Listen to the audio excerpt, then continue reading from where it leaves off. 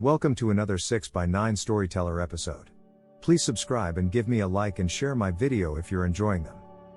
Now, let's begin with today's stories. My school actually protected me even though I was harassed outside the school premises.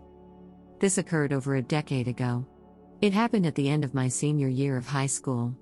I am from India, and girls are still afraid to tell others about being harassed because of shame in society. I was enrolled in a big school. There were almost more than 800 students in my school, so you can imagine the rush and crowd while leaving the school. It used to get so crowded and chaotic because there were parents' cars and auto rickshaws waiting to pick up the kids. Some kids are riding their bicycles through the crowd, while others run to the nearby vendors for pani puri and samosas. It's almost like an amusement park. One day, while walking hand in hand with my friend, I spotted this weird straggling man looking through the bunch of kids. I thought he might be looking for someone specific and didn't think much about it, but I must admit he was creepy. I saw him again a few more times daily. But one day, when I was walking with my friend, making our way through the crowd, that man crossed me. I was about to collide with him and tried to avoid him, but instead he pushed me and grabbed and pinched my chest area so hard that it began to hurt a lot. He was so smooth with his actions that my friend, who was by my side, couldn't tell what happened. She kept asking me what was wrong, but I just walked mindlessly to my auto rickshaw and sat there and told her to go away. She understood and walked away, as she used to live nearby. I was so shaken that when I got home and saw my parents, I burst into tears.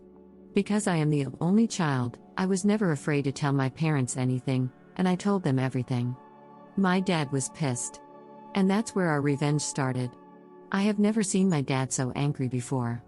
He drafted a plan to trap Sleazeball with his friends. We will name them. My dad was friends with our school principal. He visited him when I was attending my school the next day, as if nothing had happened, as they told me not to tell anyone. Our principal was great and assured us that even though it happened outside the school, they would fully cooperate to trap the Sleazeball. At lunch, they called me into the principal's office and told me that Uncle 1 and Uncle 2 would be scattered in the crowd with my English teacher. The school gatekeeper will be near me and my dad will be near the shop where I usually spot the man. They instructed me to walk normally with my friend and avoid them as if they were strangers, but to alert the nearest person as soon as I spotted the sleazeball. My dad and others were there the whole day, and at 5 p.m. it was time to execute the plan. As I was instructed, I was walking casually with my friend. She asked me several times because she knew something was odd, but I told her to shush and enjoy the show. And then I spotted the sleazeball actually harassing my other classmate, and I quickly alerted Uncle 1. Initially, it was planned not to hit him and just call the police, but he was caught in the act, so Uncle 1 dragged him away and started beating him. Soon my dad, Uncle 2, and the gatekeeper joined him.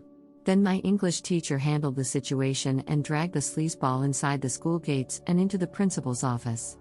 My classmates surrounded me with questions, and I gladly answered them and stayed outside the gates with them.